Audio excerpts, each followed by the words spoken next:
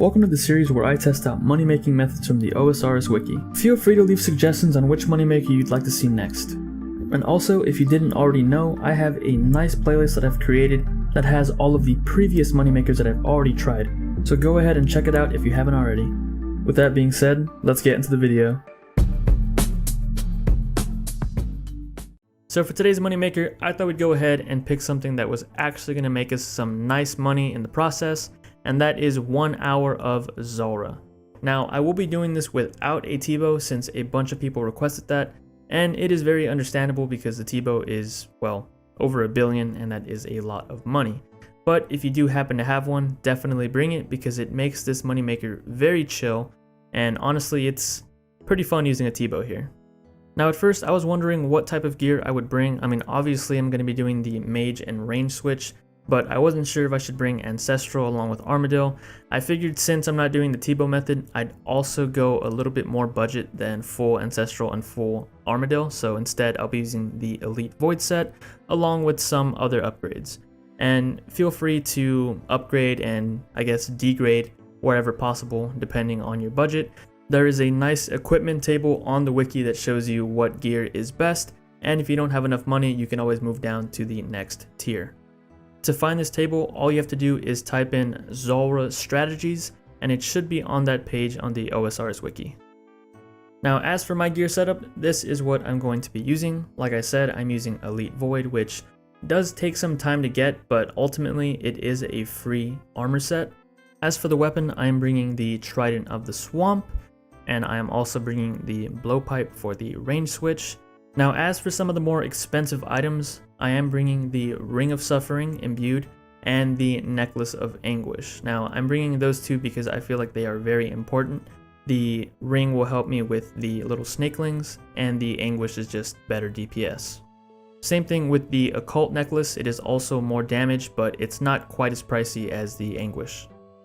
I also decided to buy some brimstone boots for just around $1 mil, and this is my first time using them, and I gotta say they're actually a pretty nice boost to range and mage. And then as for the inventory, I'm just bringing along some combo food, the Karambwans with the shark, an anglerfish to heal over max, divine ranging potion, prayer potion, magic potion, and the venom, the anti-venom. And as for getting there, I will be using fairy rings. I am using the fairy ring code BJS, and you do need an agility level to get past this.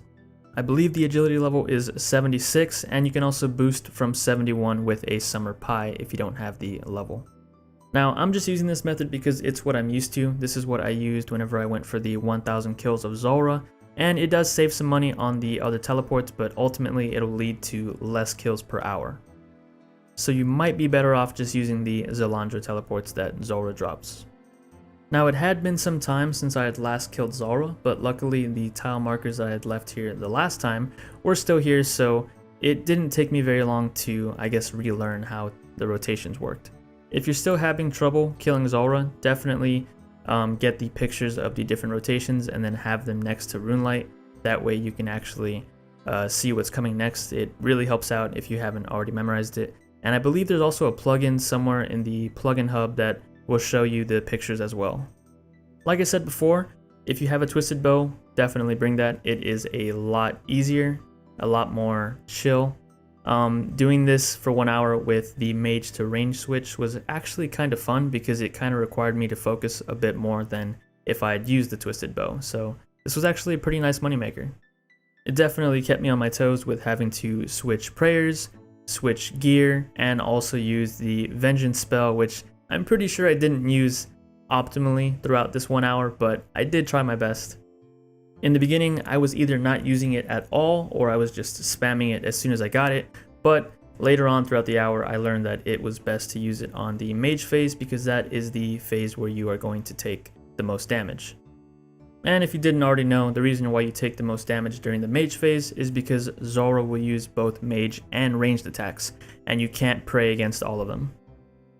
Now, since most of my experience with Zulrah was with the twisted bow, there were a few instances where I was taking damage from the poison clouds. I tried to range Zulrah during her mage phase, and I would be stepping into the poison clouds towards the north, and I don't know if I'm supposed to go at that a different way with the mage range setup, or if I'm just supposed to step out of it and lose a couple ticks of damage, but that's what I did, and it really didn't seem to affect my times that much.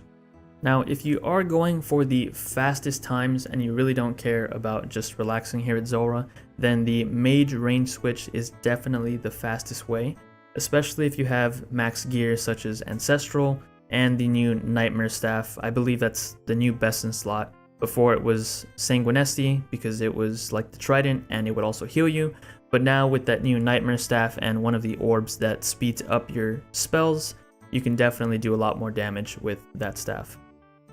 I don't know if I'll ever switch back to that. I think if I ever come back here to Zulrah to finish out the collection log and go for the pet and go for the mutagens, I'll probably most likely stick with my T-bow just because it's a lot more relaxing and I don't have to think as much.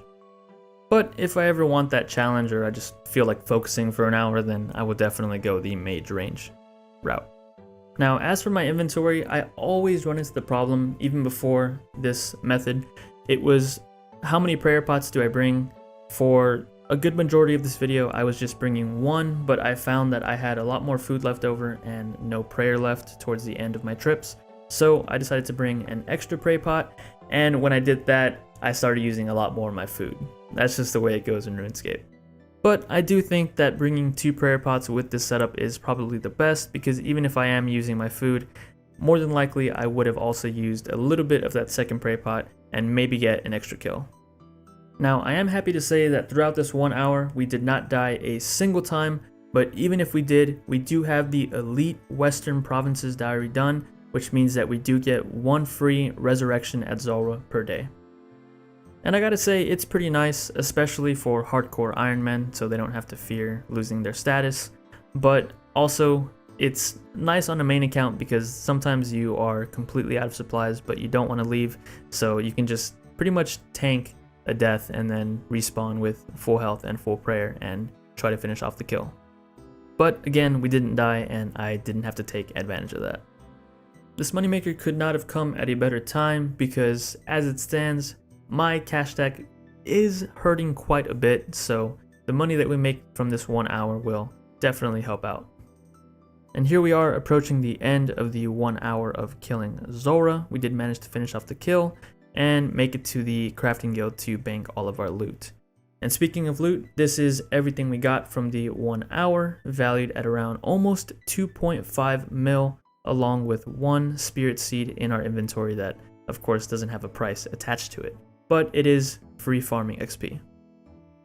We can now go to the GE to sell off all of our hard-earned loot, and for the most part, I'm going to be selling the more expensive stuff for market price, and then once we get down to the stuff that doesn't really have that much of an impact, I'll be throwing it in there for under market price just to sell it off quickly. Now, luckily for us, the top items that were most expensive sold instantly for their market price and perhaps even a little bit over. And then towards the bottom, I did have to remove some items and sell them for really, really cheap, but it didn't impact the total amount of money that we had left over at the end. And as I say with all of these money-making videos, if you want to truly maximize your profit, especially if you've been staying here for hours and hours and you have a huge loot pile, definitely leave them in there overnight for at least market price or perhaps even above it. That way you can make a little extra money for your effort. And of course, the same thing goes for buying supplies. If you want to buy a bunch of like prayer potions or food, you can definitely leave it in there overnight. Leave an offer in there for under market price, and you might find that you bought them for pretty cheap in the morning, so try it out. And here we are with our cash stack and our spirit seed. The total price is 2,482,700 GP. Definitely not bad after 1 hour of killing Zulrah. Now we can go ahead and go to the next screen and calculate how much total profit we made, since we did spend quite a bit on supplies. So if we calculate the total amount of money we spent on supplies, which was scales and darts for the weapons and then all the food and potions that we ate and drank, it comes to around 626,561 GP. If we subtract that from the total amount of money that we made, which was 2,482,700 GP, we get a total profit of 1,856,139 GP from 1 hour of killing Zulrah. I gotta say, that's a pretty decent amount considering we didn't get any uniques, so yeah, definitely a good haul. Here is also a look at the amount of XP that we gained during this 1 hour, and a look at the loot tracker from the 1 hour as well. We did manage to get 25 kills in this 1 hour, and I'd say that's pretty darn good, especially considering that we didn't use the Zalandra teleports, and of course we weren't using max gear. Now if you're interested in seeing a much bigger loot tab and me using the T-bow, I'll leave a link somewhere on this video. It'll take you to the 1000 kill loot tab of Zulrah that I did not too long ago. I just want to say thanks for checking out the video, and if you enjoyed it, please consider giving it a thumbs up and possibly a subscription. And as always, I will catch you guys in the next episode.